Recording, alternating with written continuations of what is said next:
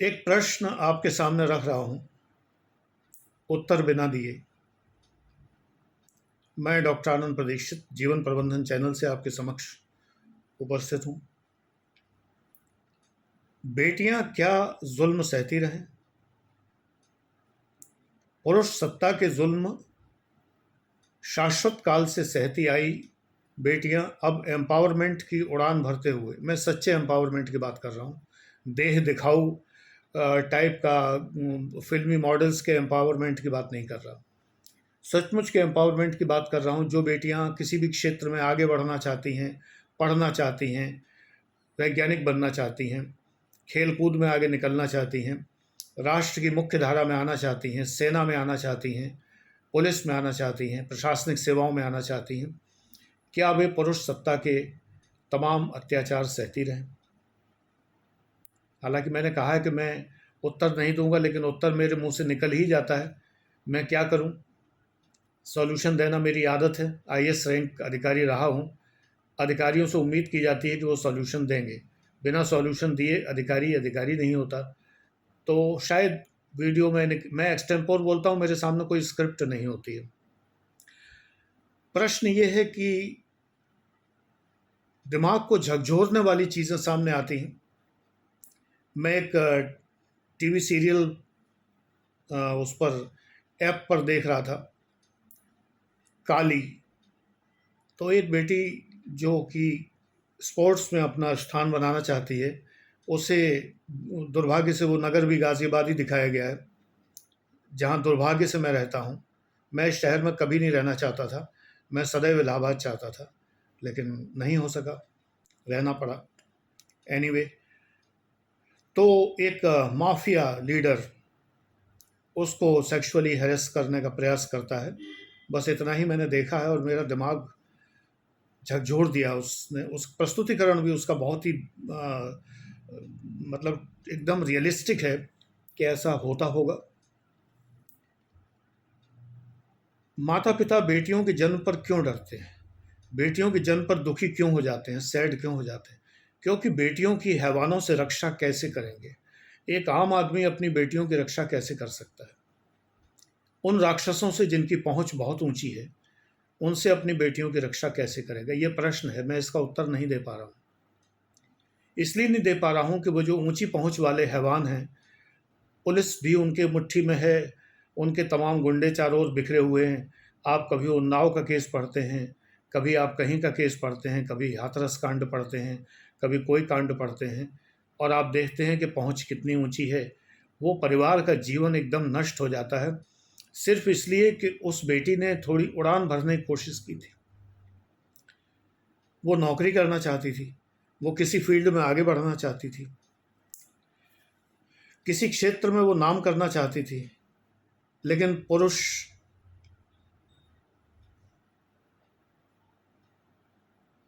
मैं चुप हो गया,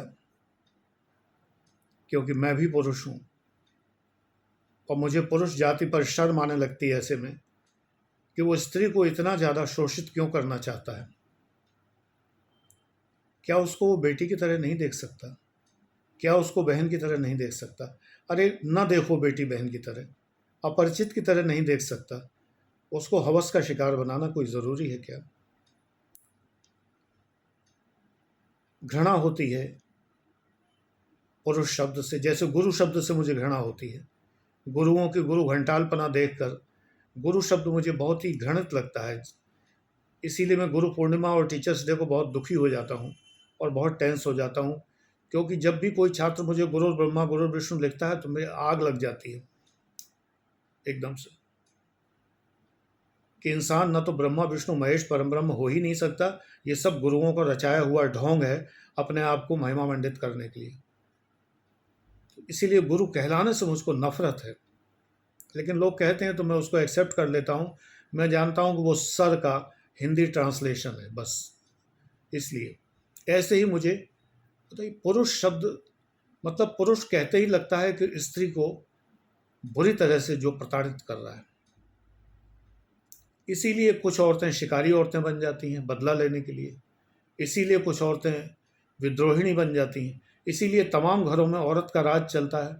औरत पुरुष को दबा लेती है। मैं एक बात बता दूं, राज की बात बता दूं, सारे पुरुषों की ओर से, जिन घरों में औरत का राज चलता है, स्त्री का राज, राज नहीं राज चलता है, शासन चलता है, और पुरुष भीगी बिल्ली बना रहता है, उन घरों में उस स्त्री ने पुरुष को ज़रूर कहीं ना कहीं ब्लैकमेल कर रखा है, उसे कहीं ना कहीं अपनी लफंगई, या और मैं क्या बताऊँ, एक बड़ा अच्छा सा शब्द आ रहा है लेकिन वो ज़रा सा भद्दा है तो वो नहीं बोलूँगा, वो करते हुए देख लिया है, और वो उसको शाश्वत ब्लैकमेल करने पे आमादा है। कहती है बच्चों के सामने तेरा भेद खोल दूंगी।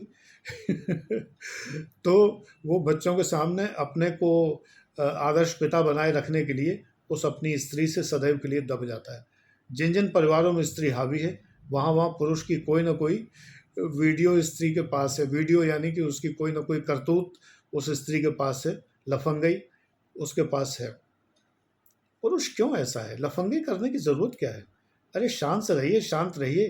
कितना आनंदपूर्ण जीवन है। उस आनंदपूर्ण जीवन में ज़रूरी है कि इधर-उधर जो है वो बार-बार वही शब्द मेरे मन में आ रहा है, कह ही दूँ, लुच्चई, कि बार-बार लुच्चापन क्यों। मुझे हँसी आ गई गंभीर विषय के बीच में भी, इसलिए कि ये लोग एग्ज़ैक्टली इन्हें लुच्चा कहना ही बेटर है और कुछ नहीं। यानी कि कितने वेगाबॉन्ड्स, कितने घृणित, कितने लफंगे, कितने वाहियात, कितने घृणित थूकने लायक चरित्र इनके हैं, कि जो सिर्फ जिन्हें सारे तरफ औरतों पर निगाह, लड़कियों पर निगाह, और उनको किसी न किसी तरह एक्सप्लॉइट करना। तो वो बेटियां आगे कैसे बढ़े? मैं उनकी बात नहीं कर रहा जो आगे बढ़ने के लिए अपने आप को समर्पित कर देती हैं, ये तो म्यूचुअल कॉन्ट्रैक्ट है। यहाँ कोई भी कास्टिंग काउच वाली बात नहीं है, मेरे माइंड में ये बात कभी नहीं आती। अगर कोई स्त्री स्वयं को समर्पित कर रही है किसी के आगे, और राज़ी है, राज़ीनामा है उसका, और वो खुद अपनी इच्छा से कर रही है और आगे बढ़ना चाहती है, तो ये एक कॉन्ट्रैक्ट है। तुम मुझे खून दो, मैं तुम्हें आज़ादी दूंगा। वही वाली बात है कि तुम मुझे अपना शरीर दो, मैं तुम्हें सफलता दूंगा। तो एक पुरुष और स्त्री के बीच में अगर ये कॉन्ट्रैक्ट है, तो हम और तुम बेटा कौन होते हैं उनके कॉन्ट्रैक्ट के बीच में बोलने वाले? यहाँ उन लड़कियों की बात नहीं हो रही, मैं उन्हें बेटियां नहीं कह रहा, उनकी बात नहीं हो रही। यहाँ उन बेटियों की बात हो रही जो अपना शरीर नहीं सौंपना चाहती, जो बिना शरीर सौंपे आगे बढ़ना चाहती हैं, चाहे फिल्म लाइन में हो, चाहे किसी लाइन में हो। तो वो क्या करें? ये प्रश्न आपके सामने है, मंथन आपके सामने है। अगर आप स्त्री हैं, लड़की हैं, तो भी सोचिए। पुरुष हैं तो अपनी बेटियों के बारे में, बहनों के बारे में सोचिए, और कभी कभी तो पत्नी के बारे में भी सोचिए, जो लोग युवा हैं। क्योंकि इस तरह के जो पुरुष होते हैं वो युवा लड़कियों को ही अपना शिकार बनाने की कोशिश करते हैं। शायद ही कोई अधेड़ उम्र की या किसी और बड़ी उम्र की स्त्री को तो ज़रा सा भी काम्य मानता हो, तो खतरा तो तभी तक है। तो बात यह है सोचने की कि ये बेटियां क्या करें। साधारण परिवार की हैं, घर से निकलते ही जो है तमाम लुच्चे लफंगे साथ में लग जाते हैं, इनको परेशान करते हैं। ये जिससे शिकायत करती हैं वो भी इन्हें परेशान करते हैं। मैंने एग्जाम्पल बताया था, एक बार पुलिस वाले शिकायत की, पुलिस वाला घर पहुंचने लगा। ऐसे ऐसे एग्जाम्पल्स हैं, जहाँ जाती हैं वही लोग पीछे पड़ जाते हैं। ये क्या करें? ये आपके लिए सोचने की बात है। फिल्मों में तो कोई ना कोई मसीहा मिल जाता है, फिल्मों में, सीरियल्स में। इस सीरियल में भी उनको एक एसपी मिल गया है जो थोड़ा ईमानदार है और जो उस माफिया डॉन को थोड़ा डाउन करना चाहता है। आगे मुझे नहीं पता क्या होगा, मैंने थोड़े से एपिसोड देखे हैं, 7-8 अभी। लेकिन असली ज़िंदगी में मसीहे नहीं मिलते। असली ज़िंदगी में दरिंदे ही ज़्यादा मिलते हैं। जिसके पास जाएं वही दरिंदगी पे आमादा होता है। तो क्या ये चुप रह जाएं, अपना शोषण करवाती रहें? मेरे वीडियो मेरे शिष्य लालजी जायसवाल ज़रूर देखते हैं, जो कि भारत के प्रख्यात लेखक बन चुके हैं। लालजी से कहूँगा इस विषय पर एक लेख लिखें। एग्ज़ाम हो जाए, एग्ज़ाम के बाद लिखें, लेकिन लिखें, विस्तार से लिखें, और कुछ उपाय भी सुझाएं। युवा वर्ग क्या सोचता है, इसका क्या उपाय हो सकता है? अब आदत से मजबूर हूँ, कुछ उपाय तो बताऊंगा ही। क्या कोई युवा वाहिनी नहीं बननी चाहिए इसके लिए? क्या कोई महिला वाहिनी? क्या केवल गुलाबी गैंग पर फिल्म ही बन सकती है बस? गुलाबी गैंग कितना कर सका आगे, क्या क्या किया उसने? नथिंग। केबीसी में आ जाएंगे, नाम करा लेंगे, पुरस्कार मिल जाएंगे, लेकिन असलियत में ग्राउंड लेवल पर काम ये लोग क्या करते हैं? मलाला ग्राउंड लेवल पर क्या काम कर रही हैं? वो जो बच्चों के लिए जिन्हें नोबेल पुरस्कार मिला था, ग्राउंड लेवल पर क्या काम कर रहे हैं? क्या ये लोग केवल पुरस्कार लेने के लिए? ग्रेटा थंबर्ग केवल जो है नारे लगाने के लिए? ये लोग करते क्या हैं? बेटियां सताई जा रही हैं, तो ऐसे गैंग क्यों नहीं बन पाते? हुआ क्या गुलाबी गैंग का? ऐसे गैंग क्यों नहीं बने? नारी वाहिनी, मुक्ति वाहिनी, अरे कुछ भी नाम रख सकते थे, जो भी नाम रखें, क्योंकि आराम बड़ी चीज़ है, मुंह ढक के सोइए। हर कोई सोचता है जब तक हमारे घर में समस्या ना आए तो हम क्यों, जब अपने यहाँ आती है तब चारों तरफ भटकते हैं कि कोई मदद को मिल जाए। कोई क्यों मिलेगा मदद के लिए? आपने किसकी मदद की? समस्या ही है। सोचिए, विचार करिए। अगर आपके माइंड में कोई इसका सॉल्यूशन है, निसंकोच मुझे व्हाट्सएप करिए। आप पेड क्लास के छात्र नहीं हैं तब भी करिए, सॉल्यूशन बताइए। मैं आपके नाम के साथ, अगर आप चाहेंगे तो नाम के साथ इस चैनल पर आपका बताया हुआ सॉल्यूशन बताऊंगा, अवेयरनेस आए जिससे। कुछ सॉल्यूशन बताइए। वो बेटियां क्या करें ये बताइए, उनके माता पिता क्या करें जो साधारण हैसियत के हैं, जो नहीं उलझ सकते इन माफियाओं से, वो क्या करें?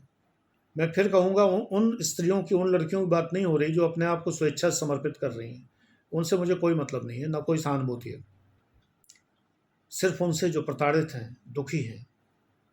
9540497415, 9540497415 व्हाट्सएप करके आप लिखें कि सताई हुई बेटियों के लिए मेरे मस्तिष्क में एक उपाय है, वो ये है। ये करके प्रारंभ करिए, तभी मैं पढ़ूंगा उसे आगे। मैं चाहूँगा कि आप लोग मुझे व्हाट्सएप करें। आगे मैं ऐसे प्रश्न जीवन प्रबंधन से संबंधित आपको दूंगा जिनके उत्तर मैं आपसे व्हाट्सएप पर लूँगा, फिर वीडियो में चर्चा करूँगा। Thank you.